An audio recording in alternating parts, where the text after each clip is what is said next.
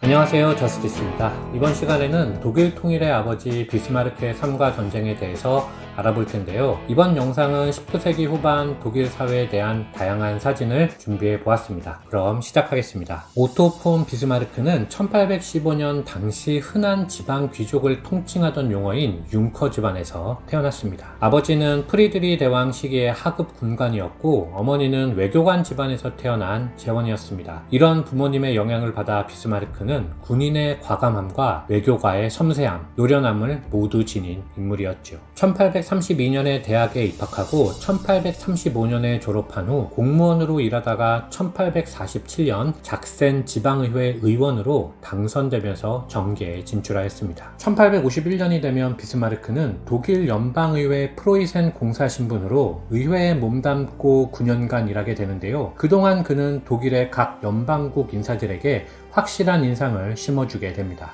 한 일화를 소개하자면 이때 당시의 연방의회에서는 오스트리아 대표만 관례에 따라 회의장에서 담배를 피울 수 있었는데 이 관습을 알게 된 비스마르크가 보란듯이 회의장에서 담배를 피워대기 시작한 것이었죠. 하지만 그 누구도 그의 행동을 저지하지 못하였고 이후 의회는 프로이센을 오스트리아에 버금가는 정도로 예우해 주었다고 합니다. 독일 통일에 대한 생각과 관련하여 비스마르크는 전쟁론의 저자 클라우제비치의 관점, 즉 독일의 정치적 통일은 하나의 거대 세력이 무력으로서 각 연방을 이끄는 것 말고는 방법이 없다는 의견에 동의하였고 그 중심 세력은 프로이센이 되어야 한다고 생각했습니다. 하지만 각 연방 국가의 군주들은 자신들의 기득권이 사라질 것이 두려웠기 때문에 비스마르크를 반대하는 사람이 많았고 프로이센 내에서도 그를 무척 위험한 인물로 보는 사람이 많았습니다. 결국 비렐름 1세는 그를 1859년에 러시아 공사로 1862년에는 프랑스의 공사로 파견하게 되는데요. 하지만 비렐름 1세는 비스마르크에게 깊은 인상을 받고 추후에 그를 요직에 등용할 생각도 동시에 하게 됩니다. 비스마르크는 러시아와 프랑스에서 일하면서 유럽 열강은 독일의 통일을 반대하고 있다는 것을 깨닫고 정통적인 외교 방식을 고수해서는 독일 통일의 문제를 해결할 수 없다는 것을 더욱 확신하게 되었는데 이것은 곧 전쟁을 의미하는 것이었습니다. 지금부터는 비스마르크가 재상이 될 수 있었던 배경과 재상이 된 후의 활약상을 시간순으로 살펴보도록 하겠습니다. 1860년대로 접어들면 의회는 프로이센을 영국식 입헌 군주제 국가로 만들려는 움직임이 일어납니다. 비렐름 1세는 입헌에는 동의하였지만 자신의 권한을 나누는 것에는 동의하지 않았는데 문제는 군대의 귀속 문제에서 터졌습니다. 예전부터 프로이센의 군대는 국왕의 명령에만 복종하였음에도 불구하고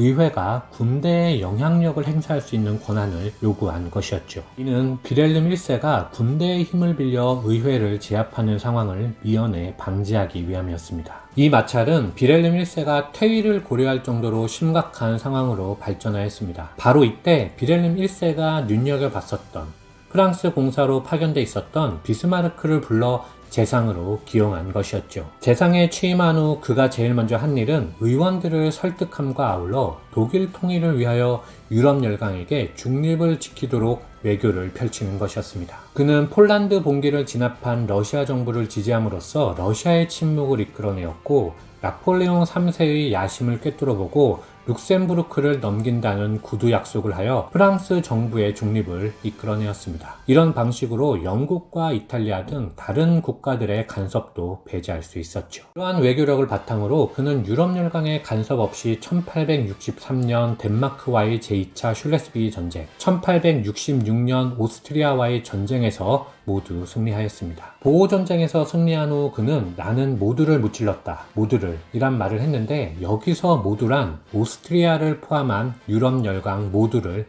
이겼다라는 뜻이 됩니다. 여기서 더욱 놀라운 점은 오스트리아를 격파한 것에 고무된 국왕과 군대가 오스트리아의 수도 빈까지 진격하기를 원하였을 때 세력 균형이 깨질 경우 오히려 프로이센이 위험에 빠질 수 있다라는 냉철한 판단을 했다는 점입니다. 이 사진은 퀘니그레츠 전투 후 종전 협정을 하는 모습인데요. 비스마르크 옆에서 불만 가득한 비렐름 1세의 모습이 보이네요. 더불어 보호전쟁이 끝난 후 오스트리아를 전범으로 심판하자는 비렐름 1세의 요구에도 불구하고 오스트리아에 대한 예의를 갖추고 하노버 등 일부 영토를 프로이센에 귀속하는 선에서 전쟁을 마무리하였습니다. 이는 훗날 프랑스와의 전쟁을 대비한 것이었습니다. 즉 오스트리아에 대한 예를 갖춤으로써 북독일 연방에서 제외된 바이에른 등 독일 남부 국가들과 보호 방어 연맹을 구성하여 북독일 연방이 프랑스에게 공격당할 경우 필요한 도움을 받을 수 있는 장치를 마련했던 것이었죠. 실제로 독일 통일편에서 말씀드린 엠스 전보 사건으로 프랑스가 1870년에 프로이센에게 전쟁을 선포함으로써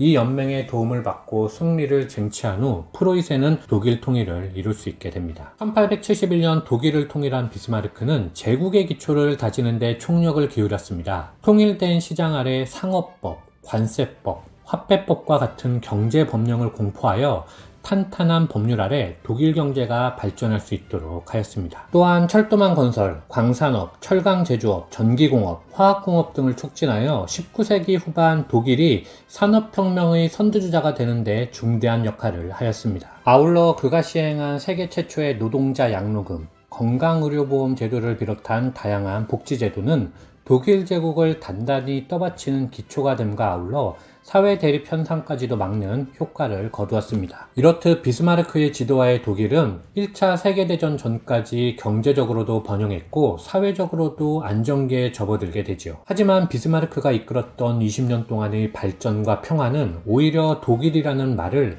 1차 세계대전으로 향하게 하는 채찍이 되어버렸습니다. 1870년부터 제1차 세계대전이 발생하는 20세기 초까지 초중고 대학들은 독일인의 승리를 만끽하며 새로운 승리를 얻는 데 필요한 오만한 정서를 교육 현장을 통해서 길러내고 있었기 때문이었죠. 1890년 3월 베를린 주류신문 포시쉐 차이퉁은 총리는 이미 과단성을 잃었다. 그는 주저하기 시작했다. 하지만 젊고 기력이 왕성한 황제는 갈수록 통치자로서의 면모를 보이고 있다. 고 지적할 정도였습니다. 비스마르크는 이제 리더십을 내려놓을 때가 된 것이었습니다. 그리고 그는 1890년 총리직에서 내려왔습니다. 이 사진은 비스마르크가 쓴 사직서 팩시밀리 중 일부라고 하는데요.